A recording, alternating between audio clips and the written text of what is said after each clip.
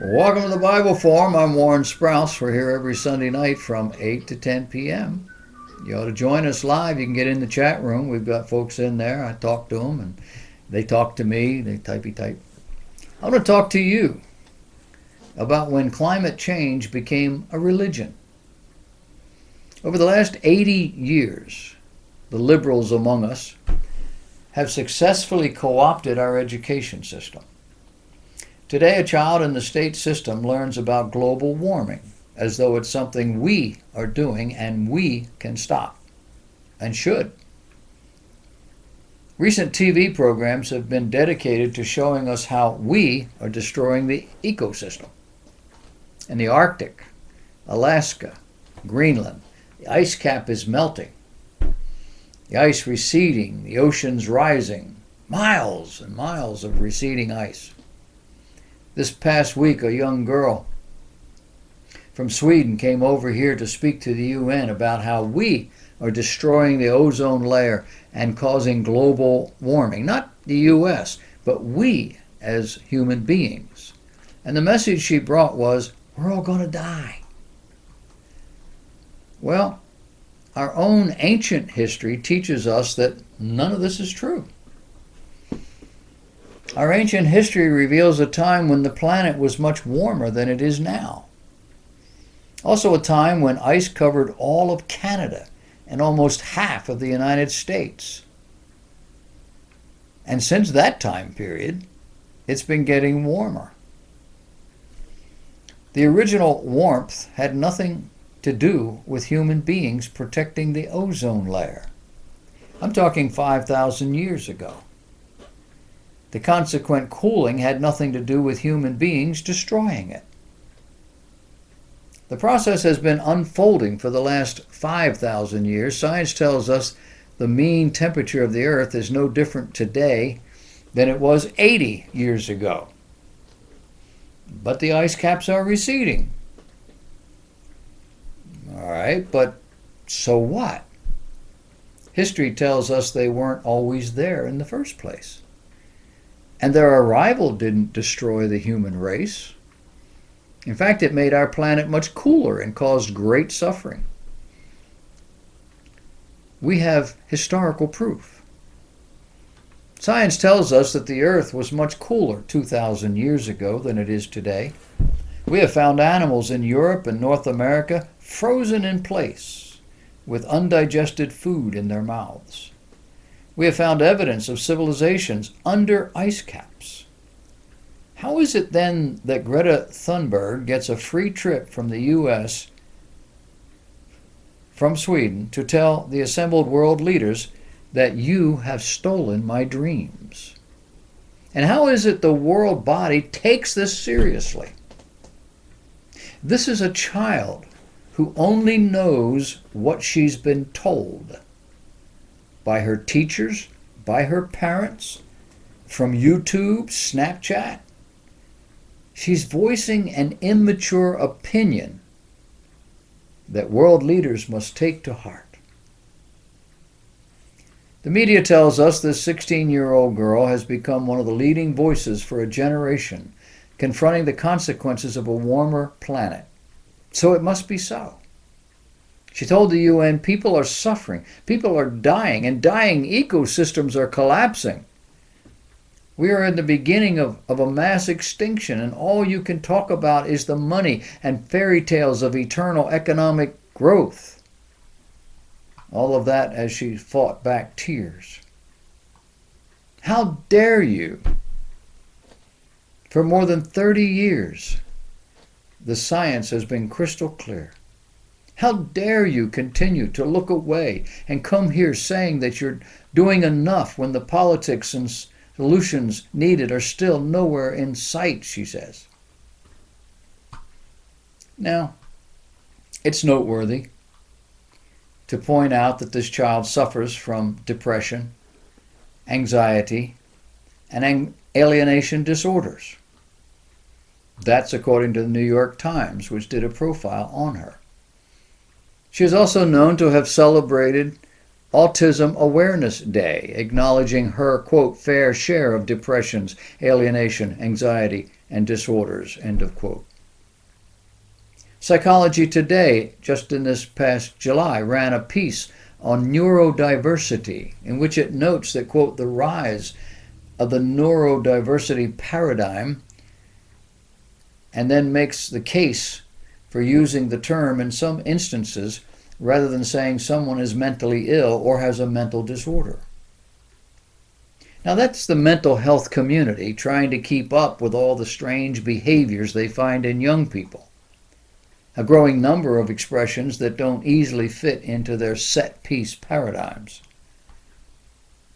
The scientific world wants us to believe 97% of scientists on the planet understand that the planet is getting warmer. A 2009 study from the University of Illinois passed a master's student. However, the study consisted of a 2-question survey in which only about 160 of the scientists asked were climate scientists. The number 97% came from an even smaller group, a group of 79 respondents who self-identified as scientists and had published more than 50% of their peer-reviewed papers on the subject of climate change.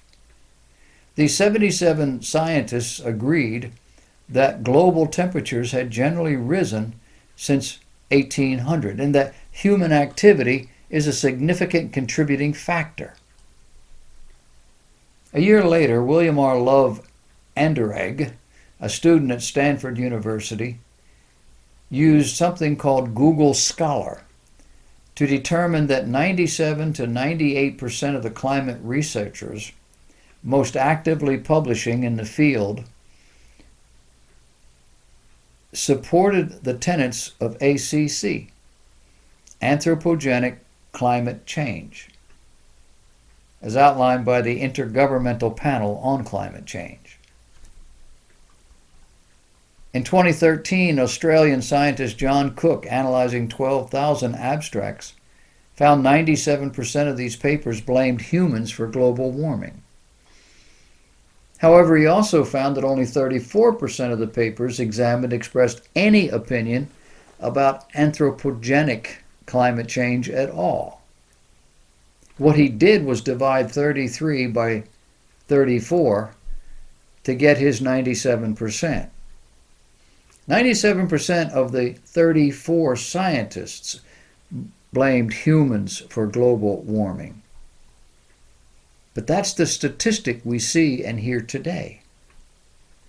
Not only that, but when David Leggett, a University of Delaware professor who formerly headed the University Center for Climatic Research, recreated Cook's study, he found that only 41 papers, 0.3% of all the 11,944 abstracts, or 1% of all the 4,014 abstracts expressed an opinion on the subject, not the 97.1% that Cook is claiming. This is an article published in National Review in 2015 by Ian Tuttle. It's available online at nationalreview.com. It's called The 97% Solution. Clearly somebody's wrong here. Either scientists and leaders of the world or the 16-year-old. Public school student, Greta Thunberg. Now, keep in mind Greta and just about every other mainstream news outlet and grammar school, high school in America is laboring under deliberately false information. It takes false information to prove the Earth is getting dangerously warmer. They keep changing the end time. They started this about 1980. We've already gone past what they first predicted. And when they saw that was happening, they predicted another date. And we've already gone past that one. And now they predicted another one. Should we conserve? Absolutely. It's a godly thing to not waste. I remember when I was on the radio in Wilmington. Somebody called in and they took me to task on this subject. And I just asked the man, I said, when you brush your teeth, as you're brushing your teeth, do you turn the water off? You turn the water on to get your brush wet, put the taste on it, and you brush it. Do you turn the water off while you're brushing your teeth? And he said, no. And I said, I do. To conserve water. It's what I was taught as a child. But that doesn't mean I'm scared to death it's going to run out. I just think it's a godly thing to do. The same God that promised, quote, while the earth remaineth, seed time and harvest, cold and heat, summer and winter, day and night shall not cease. Genesis 8:22. That was after the flood. The flood that changed our climate, made it cold. After the flood is when we had the freezing in the planet. And it was a gradual freezing, thawing, thawing that worked its way even through the Revolutionary War. Washington's army almost perished in the winter, 1775 or whatever it was, in New Jersey. And that was because we were going through a little ice age again. But therein lies the rub. Most people don't know God, nor do they believe He has communicated to us in any way, or that if there was a universal flood, God wasn't behind it. Most people believe the earth is here by happenstance and that we are the only ones who can ruin it. Nature's working hard, but nature cannot withstand our technical onslaught. But what if? What if the Bible's right? You do know the Bible has been right on every subject that it discusses for the last 4,000 years. Never been proven wrong. Archaeologists find ancient civilizations right where the Bible says they are. They're still doing it. No scientific discovery has demonstrated the Bible to be wrong if the Bible speaks to that issue. No human being who has given their life to God has ever been disappointed. Surrendering to God produces a happier, healthier, more satisfied human being. And after 4,000 years, the Bible's still here. Despite man's attempts to destroy it and or to corrupt it. And it's not just man's attempts. The devil's behind this thing. He can't do it either. And guess what? The Bible tells us God will destroy this earth, not human beings. And God will create a new heaven and a new earth, one that will never cease. The implication here is that the earth must be around when all of this takes place. No human, no culture, no war is able to destroy what God has promised to sustain. It's a godless world that worries about global warming. Christians ought not to. And it's a disgusting and heartless society that torments gullible children with stories of imminent destruction, especially of their lives and their world. Try to picture what goes through a child's mind when a respected adult authority figure, a teacher, tells them they only have 10 years to live, and it's all our fault. Especially one who admits to a fair share of depressions, alienation, anxiety, and disorders. There was a time when parents didn't tell children everything they knew. They didn't tell them especially about how evil people were and how destructive the world is. Parents used to protect their children, nurture them, educate them, train them, until they were able to navigate this evil world on their own as a somewhat mature adult. Today, We expose preschoolers and younger to all sorts of evil right in their homes. We send them to state schools so they can be indoctrinated, not taught, indoctrinated with godless theories and worldly values. Taught many times by people who have an agenda or are as equally unbalanced and or dangerously susceptible to whatever their professors, colleagues, and the media is feeding them, the same as Greta.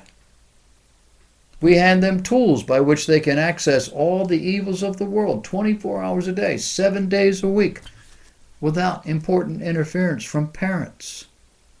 And then we wonder why they turn out less equipped, less prepared than the last generation.